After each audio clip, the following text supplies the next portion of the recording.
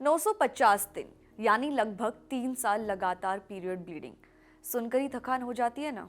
पर ये कोई मेडिकल ड्रामा की कहानी नहीं है, ये असल जिंदगी है, पॉपी की जिंदगी। थोड़ा बहुत दर्द तो सहन करना ही पड़ता है। क्या वाकई पीरियड वाले बायोलॉजिकल दर्द को अक्सर नॉर्मल कहकर टाल दिया जाता है? पीरियड्स तो ऐसे ही होते हैं, औरतों को ये सब झेलना पड़ता है। जैसे जुमले हमारी बातचीत का हिस्सा बन चुके हैं और इन्हीं के बीच बहुत सी महिलाएं अपनी असल तकलीफ के लिए मदद मांगना भी छोड़ देती हैं। पोपी की कहानी भी एक ऐसी ही तकलीफ की दास्तां है, लेकिन कुछ ज़्यादा ही लंबी और थका देने वाली। सब कुछ तब शुरू हुआ जब उनके पीरियड्स लगातार 2 हफ्तों तक रुके नहीं। वो एक डॉक्टर के पास गई, फिर तीसरे हफ्ते, फिर चौथे हफ्ते दर्जनों टेस्ट हुए, कई दवाइयाँ दी गई, लेकिन ब्लीडिंग नहीं रुकी।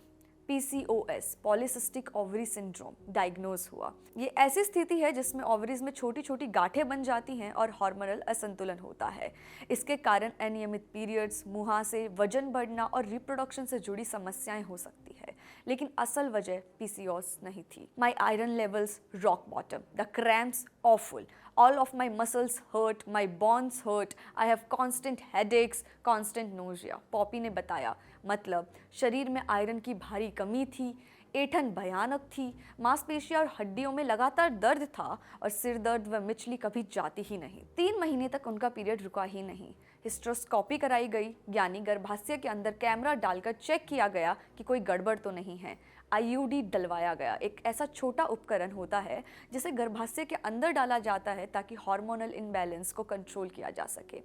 MRI और अल्ट्रासाउंड तक करवा लिए गए, लेकिन किसी को नहीं पता चला कि असल में क्या गड़बड़ है। इस पूरे समय में उनका मानसिक स्वास्थ्य गिरता चला गया, उन्हें डिप्रेशन ने जकड़ लिया। जब शरीर लगातार थका हुआ और दर्द में हो और डॉक्टर भी कोई ठोस जवाब न दे पाए तो इंसान टूटने लगता है। और जब शरीर टूट रहा था, मानसिक सेहत भी ढल रही थी, डिप्रेशन ने उन्हें जकड़ लिया। 3 साल बीत गए। फिर एक दिन पॉपी को अपने टिकटॉक फॉलोअर्स की मदद से एक जवाब मिला और वहीं से उन्हें अपनी तकलीफ की असली वजह पता चली। उन्हें बाइकॉन्जुगेट यूट्रस है, यानी ऐसा गर्भाशय जो दिल के आकार जैसा होता है और जिसमें एक के बजाय 2 चैम्बर होते हैं। ये कॉग्निटिव कंडीशन है, यानी जन्म से ही होती है और लगभग 5% महिलाओं में पाई जाती है। इस तरह के गर्भाशय के कारण अक्सर लंबे, भारी और असहनीय पीरियड्स हो सकते हैं। कई महिलाओं में इनके लक्षण नहीं दिखते, लेकिन जिनमें होते हैं उनके लिए ये कंडीशन बेहद तकलीफदेह हो सकती है। I have spent 950 days in absolute agony, spending my lifetime savings on period pads and period products, on new trousers and new underwears, on new sheets. I've cried every single day। मतलब उन्होंने 950 दिन लगातार दर्द में बिताए हैं, अपनी पूरी सेविंग्स पैड्स, अंडरवियर, बेडशीट और दवाओं पर खर्च कर दी है। हैरानी की बात यह है कि इसकी जानकारी पहले ही एक अल्ट्रासाउंड में दिख गई थी, लेकिन किसी डॉक्टर ने उसे सीरियसली नहीं लिया। महिलाओं की मेडिकल शिकायतों को नज़रअंदाज क्यों किया जाता है? ये कोई एक पॉपी की कहानी नहीं है। दुनिया भर में मेडिकल सिस्टम में जेंडर पेन गैप मौजूद है, यानी जब महिलाएं किसी दर्द या तकलीफ की बात करती हैं तो उसे या तो बढ़ा चढ़ाकर बताना माना जाता है या इमोशनल समझकर इग्नोर कर दिया जाता है। 2019 में नेचर कम्युनिकेशंस में छपी एक स्टडी बताती है कि महिलाओं को 700 से ज़्यादा बीमारियों में पुरुषों के मुकाबले औसतन 4 साल देर से डायग्नोसिस मिलता है। इसमें डायबिटीज़ जैसी आम बीमारियां भी शामिल हैं, यानी जो बीमारी पुरुष को 2020 में पता चली है वही औरत को 2024 में जाकर पता चलती है। और ये सिर्फ इतना ही नहीं है, एक और स्टडी कहती है कि महिलाओं को ऑटो इम्यून बीमारियां या हार्मोनल इम्बैलेंस का डायग्नोसिस मिलने में औसतन 7 से 10 साल तक लग जाते हैं। एंड्रियोमेट्रियोसिस एक ऐसी कंडीशन जिसमें यूट्रस के बाहर टिश्यू बढ़ जाते हैं, इसका डायग्नोसिस भी औसतन 7 से 12 साल के बाद होता है। क्यों? क्योंकि अक्सर इसे पीरियड पेन कहकर टाल दिया जाता है। महिलाओं की पीड़ा को अक्सर इमोशनल, ओवर ड्रामा या हिस्टेरिकल कहकर खारिज कर दिया जाता है। एक 2018 की स्टडी बताती है कि डॉक्टर महिलाओं के दर्द को गंभीरता से नहीं लेते।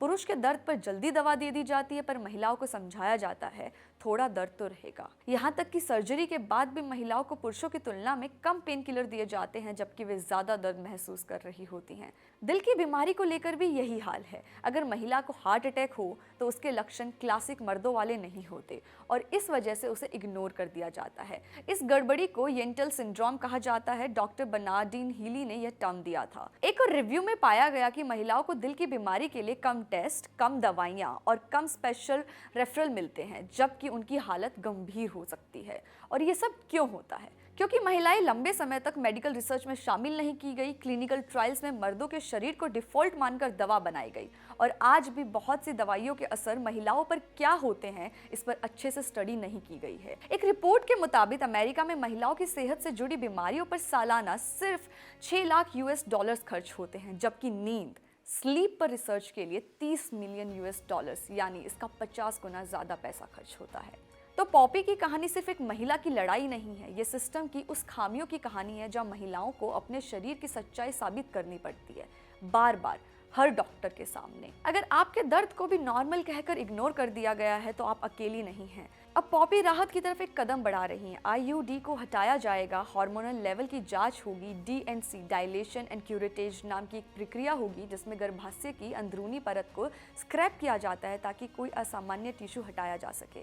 और सबसे अहम, वो एक सर्जरी की तैयारी कर रही हैं जिससे उनका दिल के आकार वाला गर्भाशय ठीक किया जा सके। Thinking about a life where I'm not going to be bleeding every single day is heaven। मतलब एक ऐसा जीवन जिसमें मैं हर दिन ब्लीड नहीं कर रही हूँ, वो सोच के भी जन्नत जैसी लगती है, उन्होंने कहा। कहानी सिर्फ पॉपी की नहीं है, ये उन तमाम लोगों की कहानी है जिनकी तकलीफें डॉक्टर रिपोर्ट नहीं दिखाती। ये एक रिमाइंडर है कि जब कोई कहे दर्द है तो जवाब में सहन करो नहीं बल्कि समझते हैं आना चाहिए, और ये कि हेल्थ केयर सिस्टम को सुनना सीखना होगा।